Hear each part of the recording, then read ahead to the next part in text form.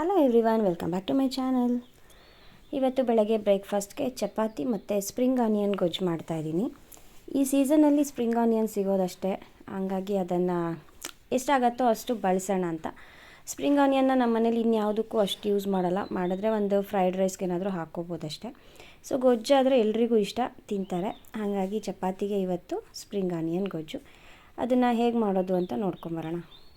ಇನ್ನು ನನ್ನ ಚಾನಲ್ ನೋಡ್ತಾ ಇರೋರು ಯಾರಾದರೂ ಸಬ್ಸ್ಕ್ರೈಬ್ ಮಾಡ್ಕೊಳ್ಳದೆ ನೋಡ್ತಾ ಇದ್ದರೆ ಪ್ಲೀಸ್ ಸಬ್ಸ್ಕ್ರೈಬ್ ಮಾಡ್ಕೊಂಡು ನೋಡಿ. ಈ ವಿಡಿಯೋ ಇಷ್ಟ ಆದರೆ ಲೈಕ್ ಮಾಡಿ ಮತ್ತು ಶೇರ್ ಮಾಡಿ. ಇಲ್ಲಿ ಸ್ಪ್ರಿಂಗ್ ಆನಿಯನ್ ಗೊಜ್ಜಿಗೆ ಒಗ್ಗರಣೆ ಹಾಕ್ಕೊಂಡಿದ್ದೀನಿ. ಎಣ್ಣೆ, ಸಾಸಿವೆ, ಈ ಥರ ಸ್ಪ್ರಿಂಗ್ ಆನಿಯನ್ನ ಕಟ್ ಮಾಡ್ಕೊಂಡಿದ್ದೀನಿ. ಒಗ್ಗರಣೆ ಸಾಸಿವೆ ಸಿಡಿತಿದ್ದಂಗೆ ಕಟ್ ಮಾಡಿರೋ ಸ್ಪ್ರಿಂಗ್ ಆನಿಯನ್ನ ಇದಕ್ಕೆ ಹಾಕೋದು. ಎಣ್ಣೆಯಲ್ಲಿ ಸ್ಪ್ರಿಂಗ್ ಆನಿಯನ್ನ ಸ್ವಲ್ಪ ಹೊತ್ತು ಫ್ರೈ ಮಾಡ್ಕೋಬೇಕು, ಯಾಕಂದರೆ ಬೇಗ ಫ್ರೈ ಆಗುತ್ತೆ ಇದು. ಗೊಜ್ಜಿಗೆ ರುಬ್ಕೊಳ್ಳೋದಕ್ಕೆ ಈಗ ಸಂಕ್ರಾಂತಿ ಸೀಸನ್ ಅಲ್ವಾ, ಹಾಗಾಗಿ ಎಳ್ಳು ಬೆಲ್ಲ ಅದನ್ನೇ ಹಾಕ್ಕೊಂಡಿದ್ದೀನಿ. ಎಕ್ಸ್ಟ್ರಾ ನಾನೇನು ರೆಡಿ ಮಾಡ್ಕೊಂಡಿಲ್ಲ. ಎಳ್ಳು ಬೆಲ್ಲ ಯಾರೂ ತಿನ್ನಲ್ಲ ಜಾಸ್ತಿ, ಹಾಗಾಗಿ ಮಿಕ್ಕಿರೋದಲ್ಲ ಅದನ್ನೇ ಹಾಕಿ ಇವಾಗ ಪೌಡರ್ ಮಾಡ್ಕೊಳ್ಳೋಣ. ಇಷ್ಟು ಪೌಡರ್ ಆಗಿದೆ. ಇವಾಗ ಇದಕ್ಕೆ ನಾವು ಸಾರಿನ ಪುಡಿ ಹಾಕ್ಕೊಂಡು ನೀರು ಹಾಕಿ ಸ್ವಲ್ಪ ನುಣ್ಣಗೆ ರುಬ್ಕೋಬೇಕು. ಇಲ್ಲಿ ನೋಡಿ ಮಧ್ಯ ಮಧ್ಯ ಸ್ಪ್ರಿಂಗ್ ಆನಿಯನ್ನ ಕೈ ಆಡ್ತಾಯಿದ್ದೀನಿ, ಅದನ್ನು ಫ್ರೈ ಆಗ್ತಾಯಿದೆ.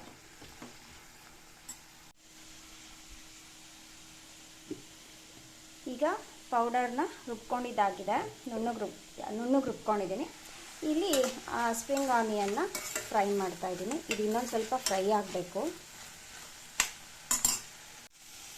ಸ್ಪ್ರಿಂಗ್ ಆನಿಯನ್ ಒಂದು ಸ್ವಲ್ಪ ಫ್ರೈ ಆಗಿದೆ, ಅದಕ್ಕೀಗ ಹುಣಸೆ ಹಣ್ಣಿನ ರಸ ಹಾಕೊಳ್ಳೋಣ.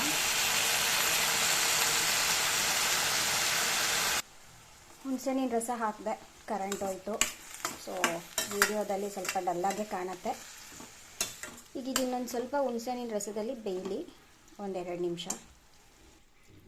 ಇದ್ರ ಜೊತೆ ಸ್ವಲ್ಪ ಬೆಲ್ಲ ಹಾಕಿದ್ದೀನಿ.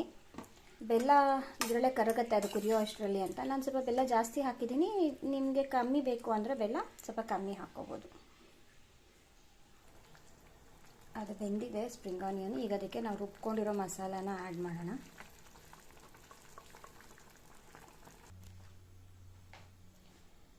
ಮಸಾಲ ಎಲ್ಲ ಹಾಕಿದ್ದಾಯಿತು, ಗೊಜ್ಜಿನ ಕುದಿಬೇಕಷ್ಟೆ. ಇದಕ್ಕೀಗ ಉಪ್ಪು ಹಾಕೋಣ.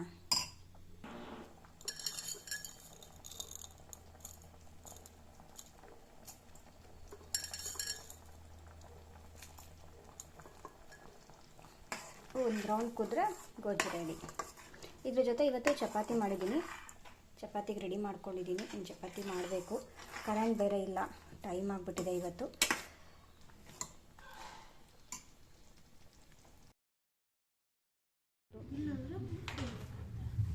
ನಾನು ನಿಂಗೆ ಹೇಳ್ತೀನಲ್ಲ ದಿನ ಇಡು ಅಂತ.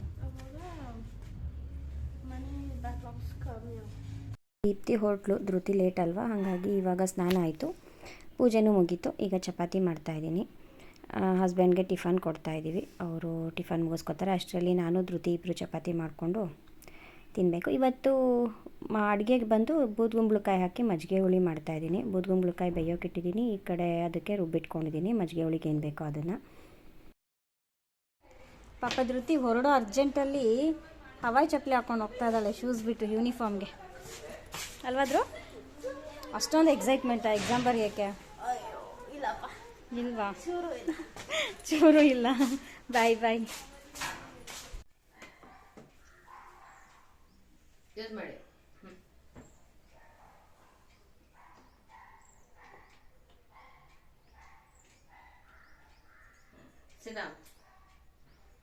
ಈ ಕೈ ಯೂಸ್ ಮಾಡಿ ಓಪನ್ ಮಾಡಿ. ಹಾಂ, ಮನ್ಸದ ಹತ್ರ ಹೋಗ್ಬೇಕಾದ್ರೆ ಇದಿಡ್ಬೇಕು ಕೈ ಫಸ್ಟ್. ಹಾಂ, ಸ್ಲೋ. 8 ಆಯ್ತಾ? ನಾನು ಆಯ್ತಾ? 8 ಅಷ್ಟೇ ಆಗಿರುತ್ತೆ. ಇನ್ನೆರಡು ಇದೆ, ಎದೇಳಿ. ಪುಷ್ ಮಾಡಿ ಎದೇಳಿ.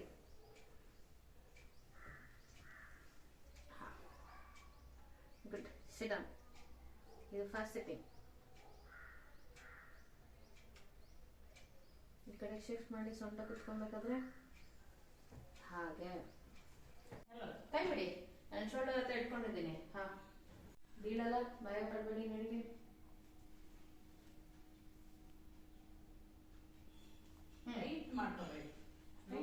ಸ್ಮೈಲ್ ಕೊಡಿ.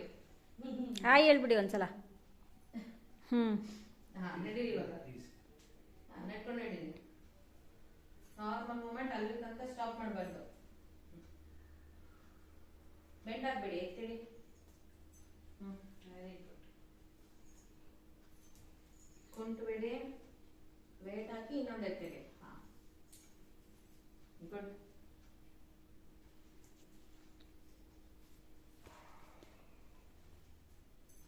ಲೆಫ್ಟ್ ಹೋಗ್ಲಿ, ಲೆಫ್ಟ್ ಹೋಗ್ಲಿ. ಹೌದಾ?